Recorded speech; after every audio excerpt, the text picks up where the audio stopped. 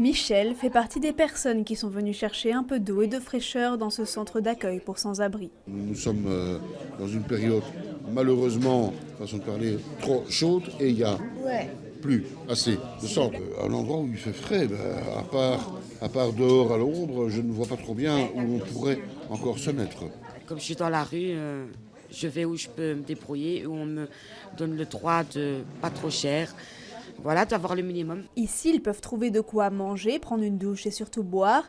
À Bruxelles, l'accès à des points d'eau potable dans les espaces publics se fait de plus en plus rare, ce qui peut mener à la déshydratation. Niveau limonade et tout, ça, c'est plus dur. Si on n'a pas d'argent, on ne va pas trouver partout. Mais de l'eau, au moins les cafés, ils donnent de temps en temps un verre d'eau, quoi. C'est humain, non?